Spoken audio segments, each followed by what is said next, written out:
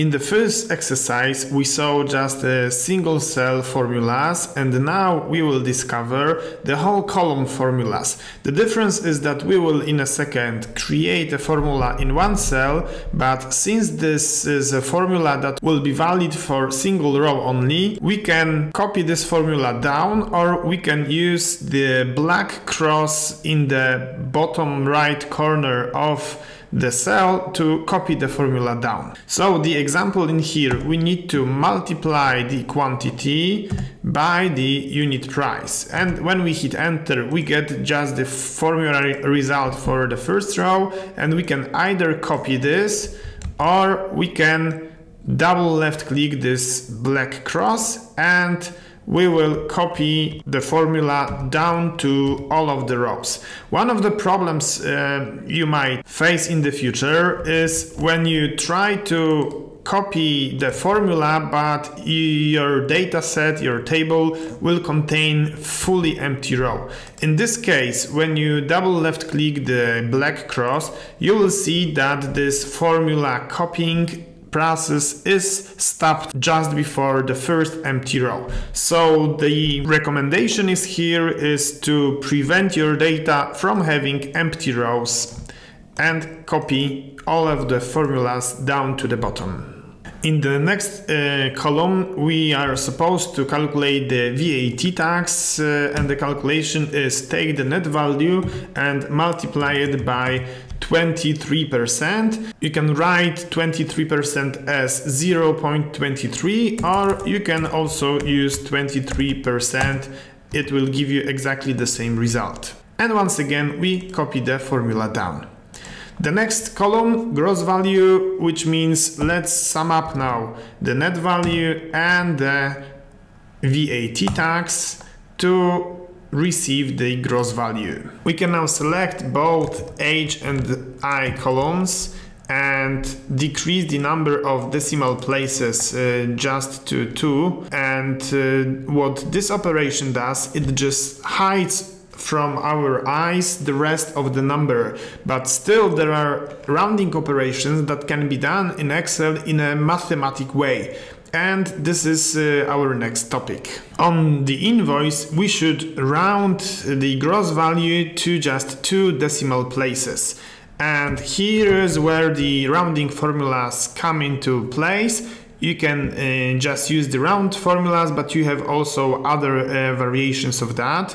Round formula is the first one that we discover that has 2 arguments that you can see in the tooltip that appears next to the formula.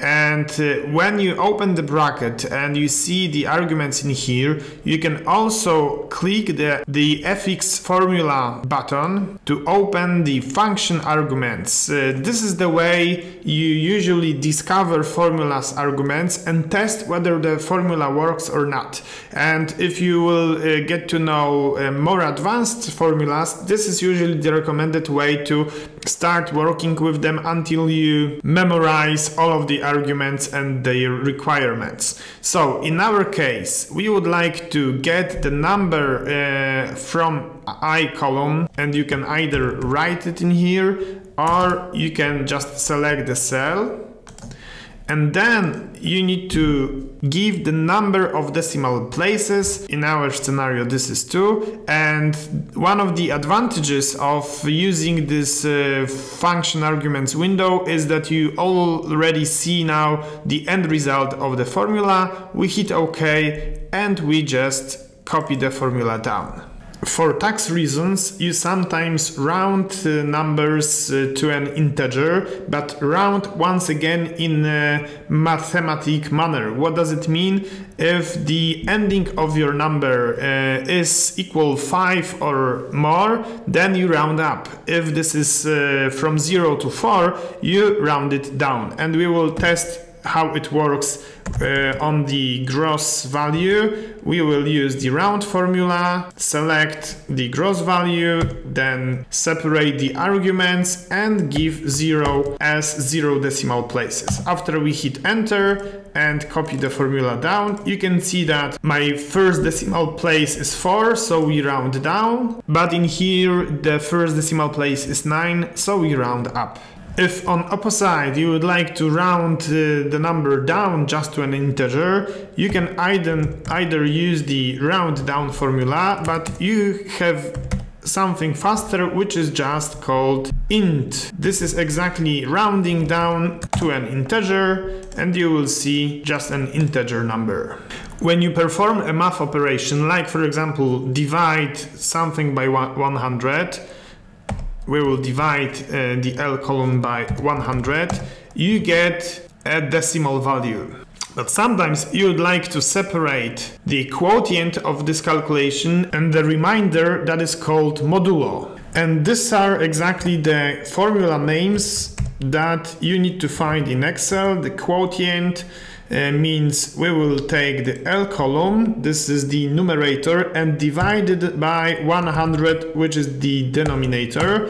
And when we copy it down, you will see just an integer, but the remainder of the division operation is the mod formula, where once again we will get the L2 cell and divide it by 100, and we have the remainder, the modulo, equal 43.